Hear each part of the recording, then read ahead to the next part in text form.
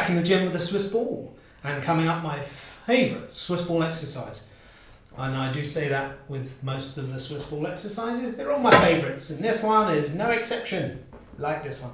I'm going to demo it and then we'll talk you through it. So here we go. There's a reason for everything, so demo first and then we'll explain it.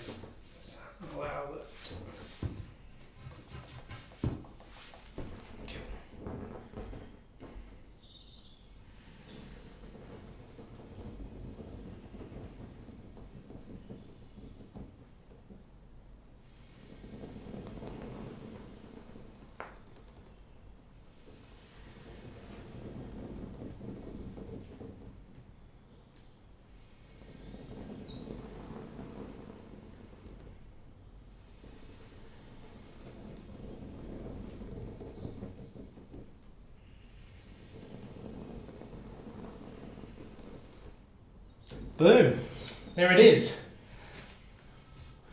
There it is. Right, so the forward ball roll. It's fairly self-explanatory why it's called that. What's it good for? So it's a great core exercise. It integrates the hip and the shoulder mechanism as well. But as you can see, there's quite a lot happening. You've got to take your time with it.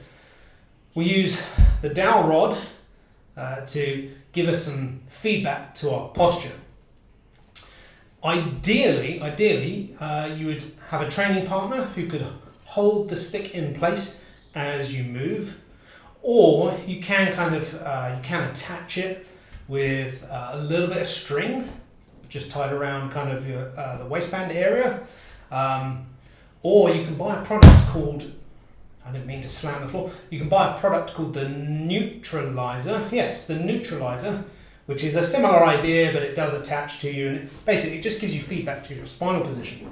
So if we cast the ball away for a second, you've got to get used to finding your optimal posture or neutral spine in this kind of position, right? So slightly bent over. So enough gap that my knuckles just fit through at the lumbar spine, the pole touches the sacrum, between my shoulder blades, and then my head. And then those dynamics, those curves don't change then as I run through the exercise. So as I start tipping forward, I don't go into more extension in my lumbar spine. So I'm not allowing my spine to kind of shear forwards. I'm not allowing my head to drop out of neutral. So you're looking to maintain a perfectly neutral spine throughout that movement, which is why to begin with you'd go slowly. As you get more familiar and more comfortable and your technique gets better and better, you no longer need the stick, but to begin with you definitely need the stick, because otherwise you have no feedback. If you don't have a training partner, obviously you can see it's doable, because if the stick is long enough it'll just rest on the ground behind you and you can still perform the exercise. So the setup, let's forget about neutral spine for a second, but the general setup is obviously we're resting down on the ball.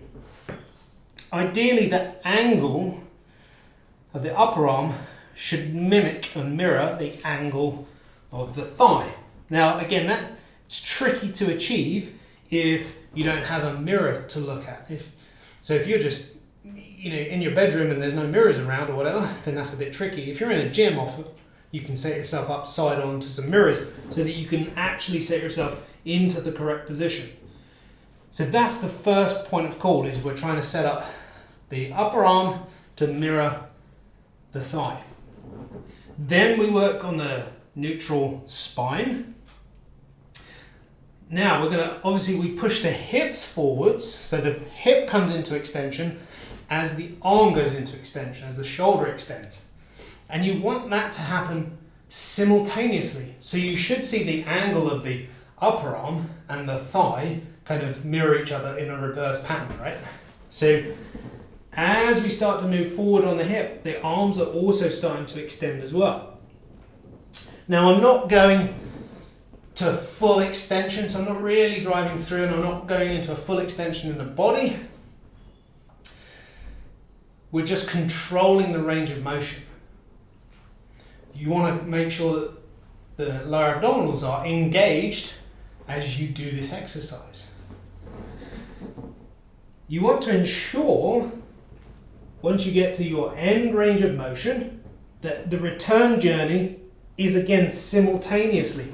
It happens simultaneously. So as the hip travels backwards, the arm is also then pulled underneath the body as well.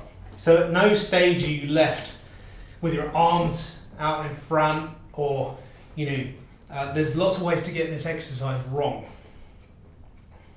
So you have to go slow on it. Ideally you have to have a training partner who knows what they're looking for that lower back kind of increasing and sagging, looking for a disjointed movement. It's not a hip-arm movement, it's not an arm-hip movement. They happen together, so you're coordinating the hip and the shoulder together for extension. You're not slouching on the ball, so as you roll into it, you're keeping yourself away from the ball. There's tension here. I'm not flopping onto the ball. So there's a lot to think about with this exercise. So, I would incorporate it in the early stages of your workout because you've got loads to think about. I would do less repetitions so that you can, really concentrate on form. And don't overreach. Only go as far as you feel you're maintaining good technique and good form. So if your head starts dropping away from the dowel rod, if your back's starting to hyperextend forwards, if you're losing those neutral curves of the spine, that's as far as you go. And sometimes it's just not very far at all. So it's just a progressional thing. You have to take your time on it. But it's an excellent exercise, even at those early stages of development. So the forward ball roll, it's a doozy if you get it right. It's really easy just to overcrank it, to go too far. Obviously, if you feel any kind of discomfort in your lower back, you need to reevaluate your technique. If you're losing form and posture, hold it back, reassess, rest, go again. But there you have it, the forward ball roll, one of my favourite Swiss ball exercises. Until next time, my good people, stay hydrated because that's always important. Enjoy the sun because it's actually out today, so make the most of it. So until next time.